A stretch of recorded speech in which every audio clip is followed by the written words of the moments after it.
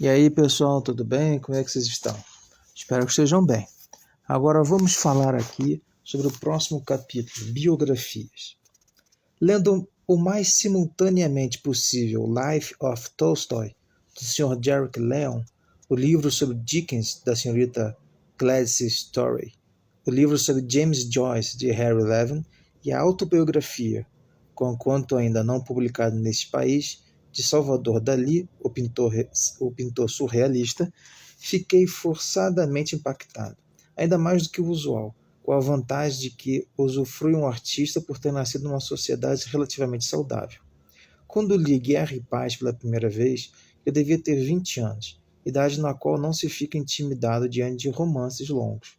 E minha única desavença com esse livro, 3 robustos tomos, comprimento de talvez 4 romances modernos, foi por ele não ter se prolongado bastante.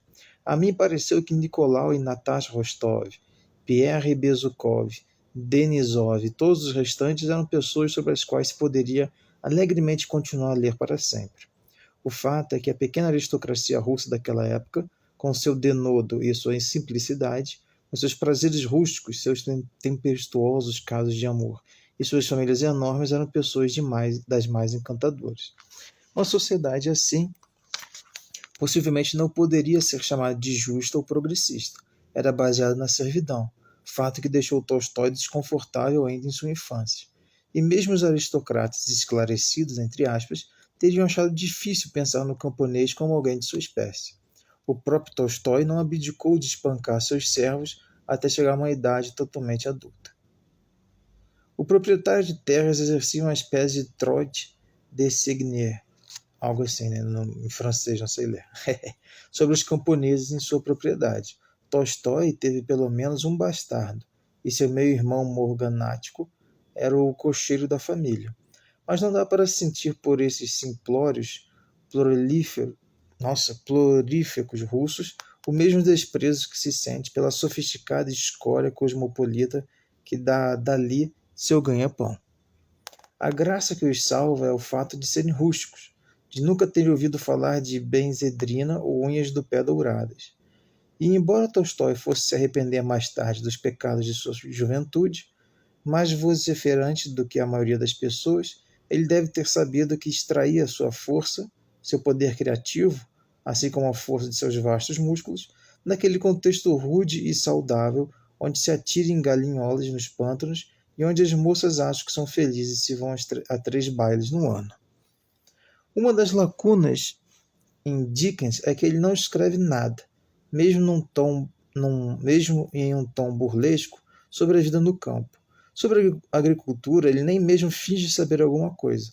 Há algumas descrições farsescas de caça nas aventuras do Sr. Pickwick, mas Dickens, como um radical da classe média, seria incapaz de descrever tais diversões com simpatia.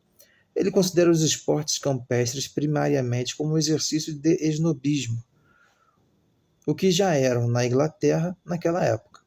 Os recintos fechados, o industrialismo, a grande diferença entre riqueza e pobreza e o culto do fazão e do veado vermelho, tudo isso se combinou para afastar o povo inglês da terra e fazer com que o instinto da caça, que provavelmente é quase universal no ser humano, pareça um mero fetiche de aristocracia. Talvez a melhor coisa em Guerra e Paz seja a descrição da caça ao lobo.